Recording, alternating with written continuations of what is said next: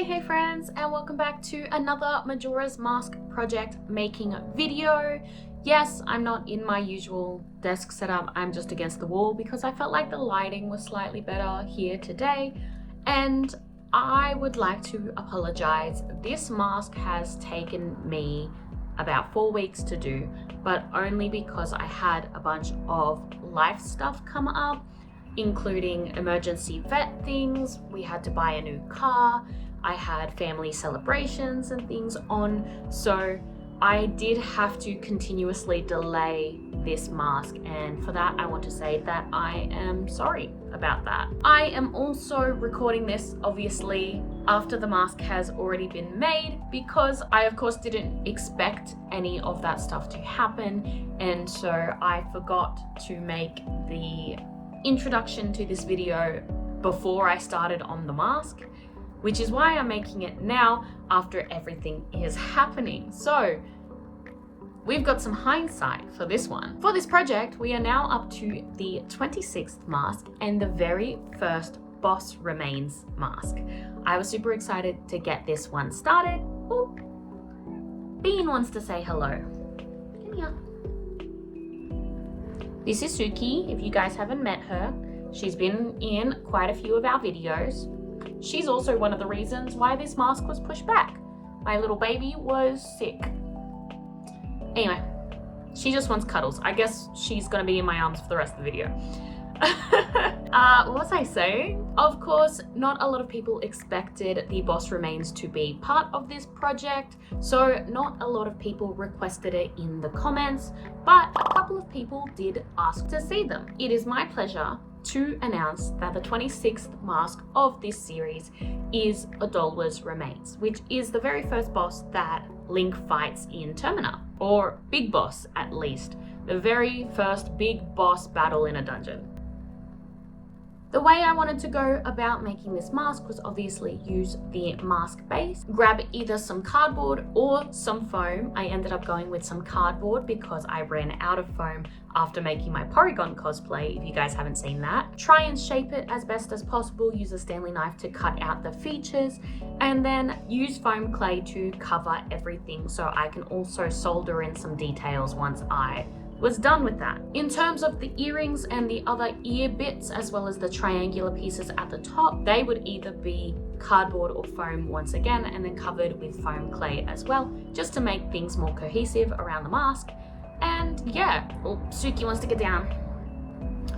I would like to say that I am very actually proud of how this one came together, and I know I had definitely a bigger amount of time to actually work on this one, but I hope you guys like it too. I have definitely been yapping for too long in this intro, but without further ado, I would like to let you guys get to the mask making. The first thing I did was grab my mask base and use it as a reference to the size that I wanted to make the mask on some cardboard. I only did half of the mask at a time to make sure that it was completely symmetrical on the other side by flipping the first piece over and having it mirrored. Once I liked the shape of it, I taped it together with some masking tape, double checked it against the mask base as a reference, and cut out the middle section because I just thought it was too thick. If you're happy with the size though, you can also just keep it as it is. Once I cut that middle out, I then retaped it together and I had my flat mask face. The next thing that I wanted to do was give that mask face a little bit of curvature, so I cut out this little trapezoid type shape and stuck that to the top of the mask. I then bent the mask face around that just to give it some dimension. The next thing that I did was grab my mask base, cut off the nose, and use masking tape to completely flatten the front of it. I also made sure to tape the inside and press the mask face against it to double check that I was happy with the size. Once I had these two pieces, it was time to stick them together. I hot glued them together and then made a few snips around the mask base outside, about 1 centimeter each, and flattened the cut pieces out. I wish I got a better angle to show you guys, but it was just to make it easier to tape it all together. I then ripped off a bunch of masking tape and made sure to bridge the gap between the mask base and the mask face. I completely taped it the whole way around just to make sure that everything was covered so I could cover it with foam clay later, and to also keep the mask hollow so it wouldn't be too heavy later as well. This is what it looked like with the pieces attached. I was happy at this point because it was holding its shape. The next thing that I wanted to do was sketch the facial features onto the mask. I used a pen and sketched the eyes and the shape of the mouth using model resource as a reference. And once I was happy with the shape of it, I grabbed my Stanley knife, making sure the blade was sharp, and started to cut it out. Thankfully, because we used the mask base underneath, we did have an underneath layer where needed. I also grabbed some masking tape, stuck it through the hole of the eyes, just to make sure those edges were flat too. It was now time to cut out the additional pieces. I wanted to start with the top triangle parts. I'm not sure what they're actually called, so I just keep calling them triangle parts.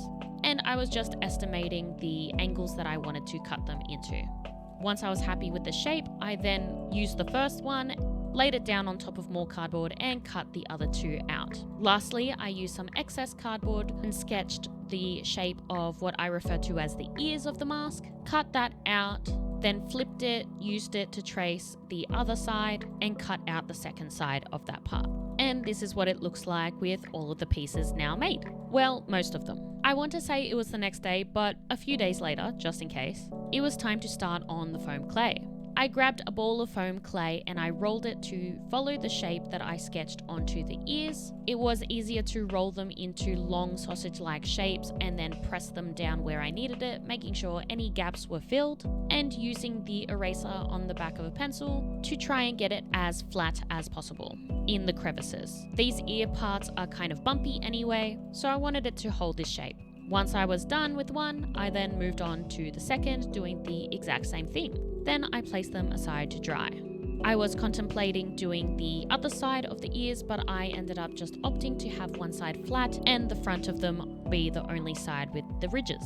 It was now time to cover the front of the mask in foam clay. Technically, I didn't need to do this, but I did want to make them cohesive with the rest of my masks. All of them have foam clay, so it's just easier for me to do this. I grabbed bits of foam clay at a time, flattened them in my hand as much as I could, and then I pressed it onto the front. I also made sure to use the eraser on the back of the pencil to shape the foam clay around the mouth, making the teeth look a little bit more pointy, and also filling in some gaps between the mask base underneath and the mask face on top. The next thing that I wanted to do was start to work on the earrings.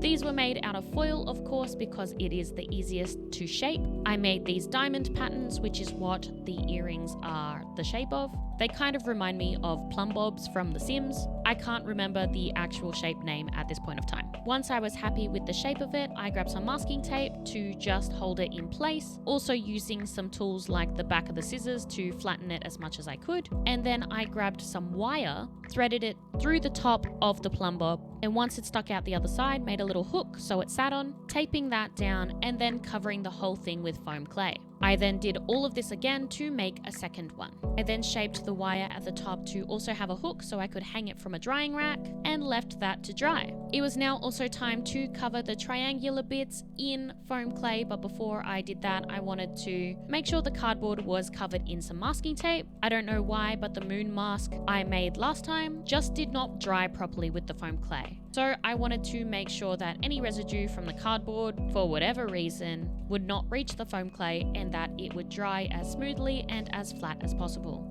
I only wanted to do one side at a time as well, to make sure that I could foam clay and have it as flat as possible on the other side. So I would grab balls of foam clay, press it out as much as I could in my hand, press it onto the bits of cardboard, then flip it upside down and use the cutting board to flatten it as much as possible with my fingers. I also pressed the sides against the cutting board just to try and make them a little bit more square, and then put them aside to dry.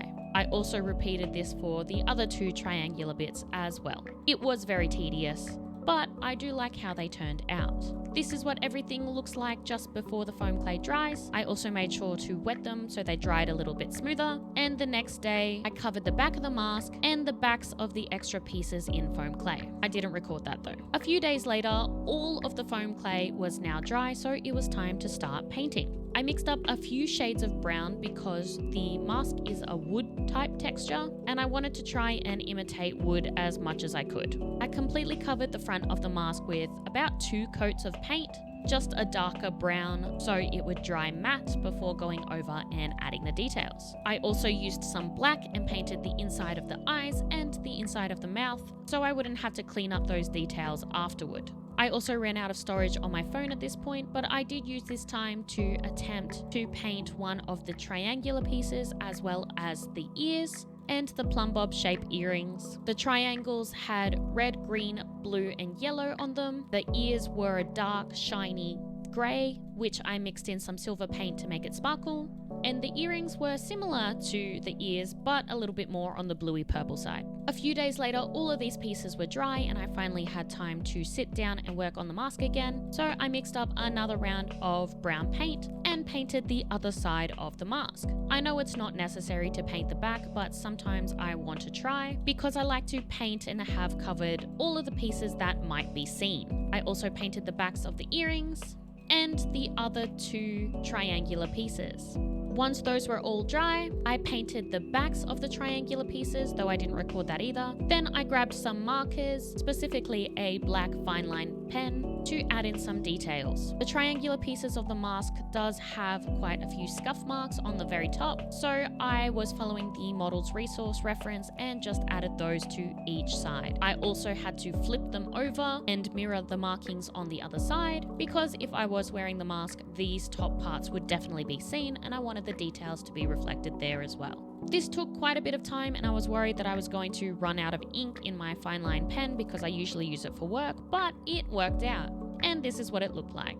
Nothing too shabby, just a little scuffed. It was now the moment I had been waiting for this entire time. It was time to glue the mask pieces all together into one piece. I started with the ears. Thankfully, I made some flat edges on the front when I laid down the foam clay. So I hot glued those to the side, and then I grabbed the 3 triangular pieces, put hot glue on the bottom of those, and pressed them to the tops of the mask. The last thing that I wanted to do was use the wire to poke some holes through the ears, and then I threaded through the wire of the earrings. Now that it was all in one piece, I did put it aside for a few days, and when I finally had motivation to work on it again, I sketched on the patterns of the face paint of the mask, and I started to paint those on. Unfortunately, at this point, I did run out of yellow paint, but I did have some ink from a paint marker, so I pressed that marker onto my palette and used a thin brush to fill in the gaps of the yellow paint instead. It definitely worked out, and this is what it looked like when the paint was dry. And the next day, it was time to add the last of the markings on the front of the face, the scratches. I sketched out with pencil where I wanted to add the scratches, and I grabbed my soldering iron and I started to burn marks into the mask. I made sure to wear a mask and sit in a ventilated area, having the sliding door open directly next to me, and I loved how this turned out. The next thing that I wanted to do was actually paint with black paint in the markings that I just soldered onto the mask. However, I do kind of regret it. The black stands out quite a lot, which isn't a bad thing, and I was following the model's resource for reference. But looking back on the footage, I actually love the coloring and the way the burn marks look without any of the added paint. But it's too late, I can't turn back time, and I'm still happy with the mask either way. I was now up to the last few things, including gluing in the black mesh over the eyes. As always, I cut out some rectangles, folded them over, glued them around the eyes, and when that was dry, I then threaded through some elastic to the sides of the mask so it could be wearable. I also grabbed my eyeshadow palettes and add some shimmer to the ears and the earrings to make them stand out just a little bit more, and use some black paint to tidy up around the outside of the eyes. The last thing that I wanted to do was grab some red paint and paint the eyeballs over the eyes of the mask. I had to do a few coats of this and definitely eyeballed the shapes of them, pun not intended, before I was happy with what it looked like. However, after the few coats had dried, the red didn't stand out as much unless you kind of look at it in the sun, which, you know, all things aside, I'm not too mad about. And that's basically everything. This is now the first boss remains done and the 26th mask of the project finished. Sorry once again that it took so long, but please let me know if you like how the mask turned out. Feel free to subscribe if you want to follow along with the project, and let me know in the comments which mask you would like to see next. I think you might already have an idea of which one will be up next though. Thank you all for watching, and I hope to see you all in the next video. Bye bye!